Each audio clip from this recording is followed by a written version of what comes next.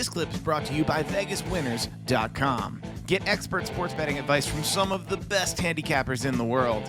Head on over to VegasWinners.com and win yourself some money. So let's keep it moving here, and let's talk about what's next. Undertaker and Mankind. It's our main event. This is the first ever Buried Alive match. We're finally here. What a set we've got. They've built a dirt mound cemetery behind the ringside seats on the arena floor. So as the participants are coming to the ring that night, there's this huge mound of dirt right there with the tombstone and the whole deal. Meltzer would say, although the ending was goofy, the match itself was a really good effort by both.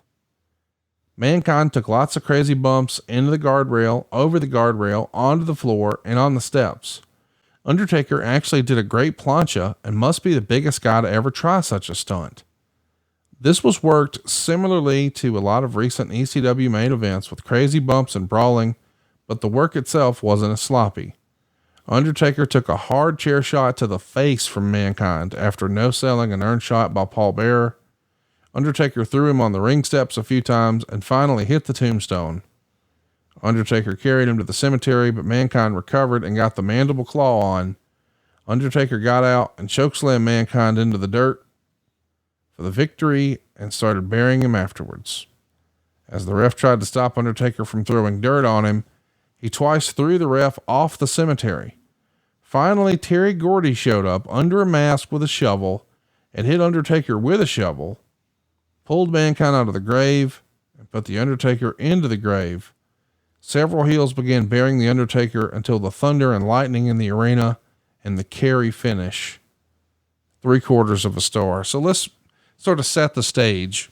The finish of the match is not a submission. It's not a 1, 2, 3.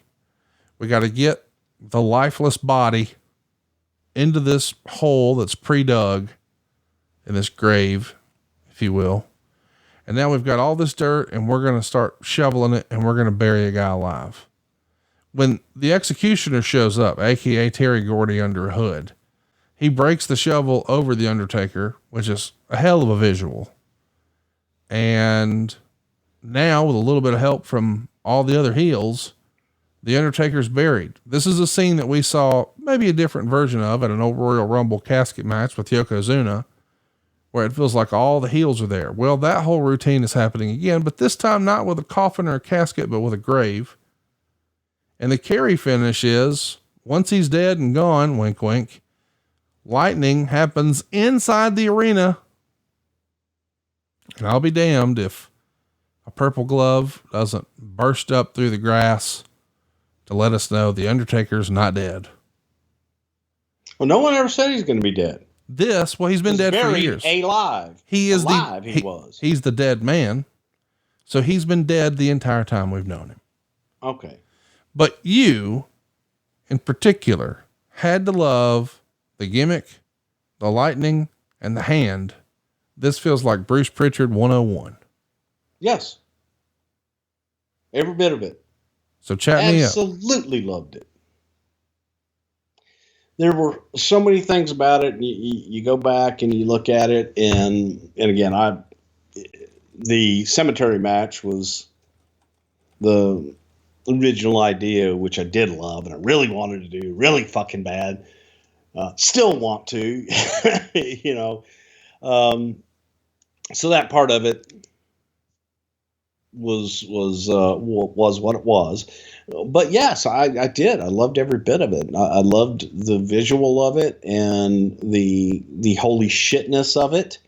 And the unknown and kind of walking that fine line, dangerous part of it. So to that, yes, I gotta say, I go back and reminisce on this. It was, just a great display and great execution, no pun intended.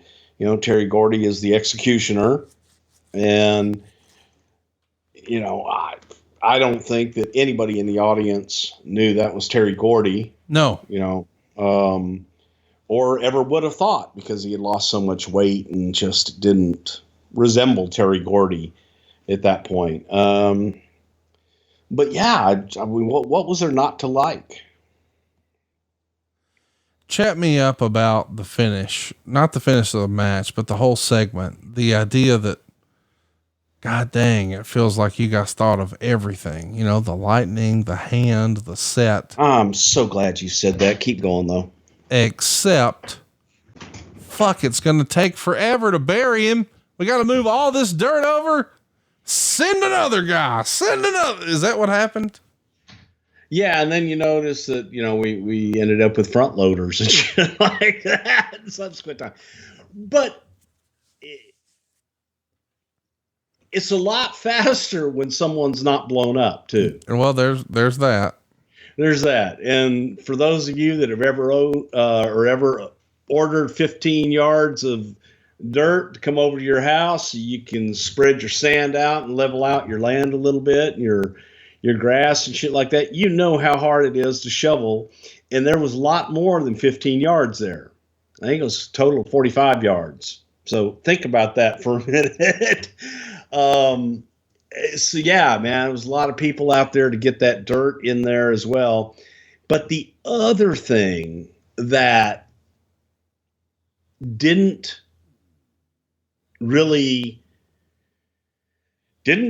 come to light till after the fact was you had that headstone that was weighed a whole lot.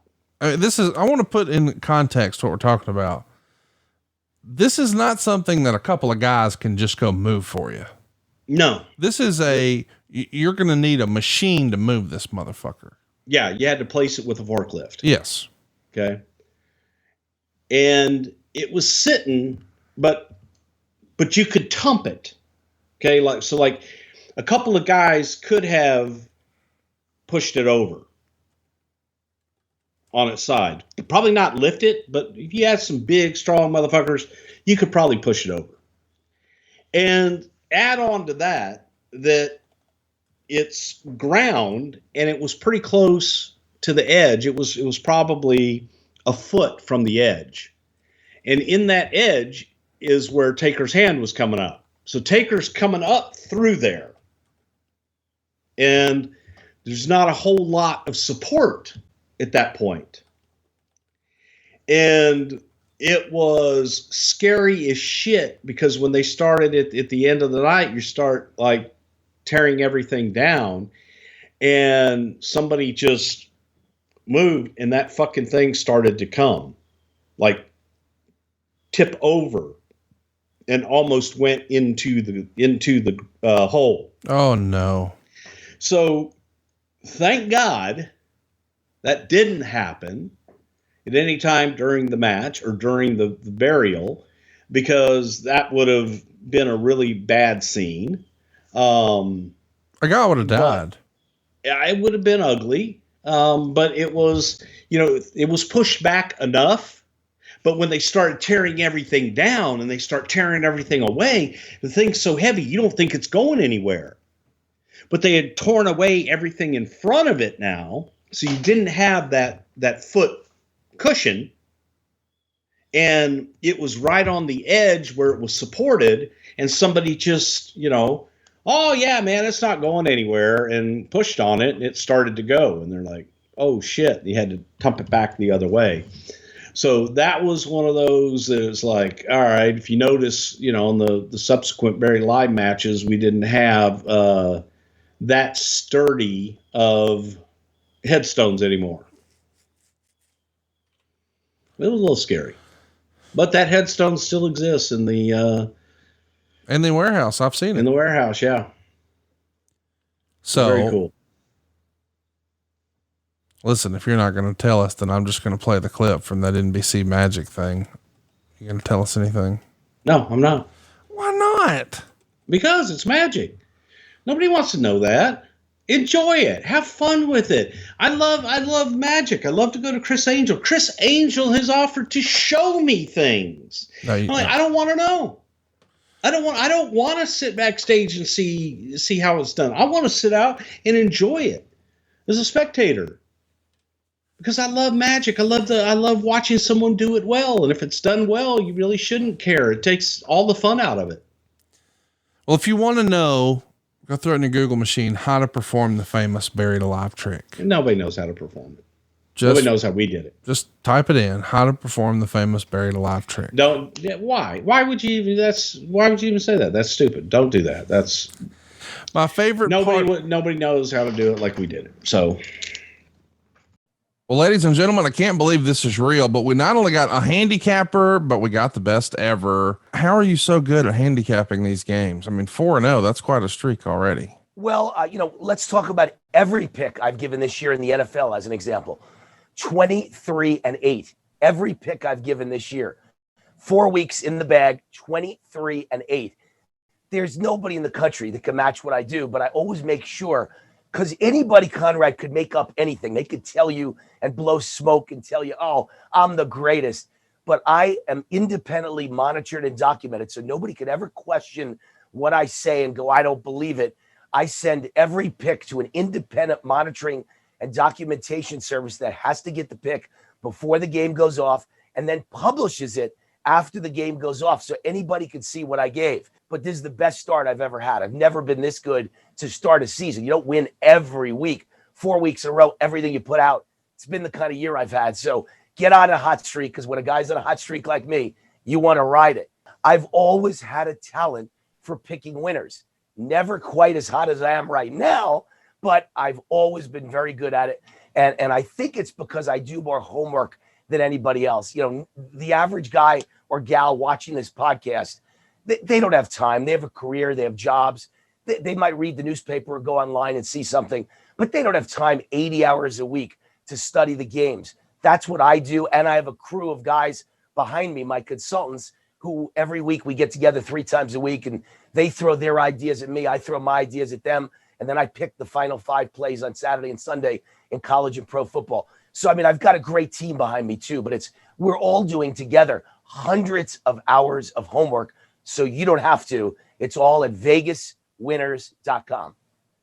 I don't know about you guys, but I'm going to vegaswinners.com right now. Let's win some money. My favorite part of this entire thing is a story that Mick Foley told to Kenny McIntosh, I guess 2 years ago, where this is not the last match of the night. It's just the last match on the pay-per-view. Remember now, this is the In Your House days. So In Your House Buried Alive was only 2 hours long. And what a jam-packed pay-per-view this is. I still think it's a good show. Maybe it's just my nostalgia talking, but it's over. The Godwins are going to wrestle the New Rockers. And then Shawn Michaels is going to wrestle Goldust. But process what we've just seen. A man died. Didn't die. He was buried alive. He was buried alive. So we assume he's dead now. He's not breathing under the dirt, but maybe he is, because all of a sudden there was lightning indoors and a hand burst through. But we're not supposed to worry about that, because now here come the New Rockers. Leif Cassidy. It's unbelievable that is the way it goes. But that is how it went. And by the way, the Observer readers gave it 63.8% thumbs up, 22.1% thumbs down, and 14.1% thumbs in the middle. What say you? Thumbs up, thumbs down, thumbs in the middle? I thought it was thumbs up. Hey, it's Conrad Thompson. Thanks for checking out the podcast here on YouTube. Be sure to hit the subscribe button and the notifications bell so you get a notice anytime we upload some new content. And go save yourself some money right now. If you're in a 30-year loan or you have credit card debt, it's not a matter of if I can save you money. It's a matter of how much. Find out right now for free at savewithconrad.com.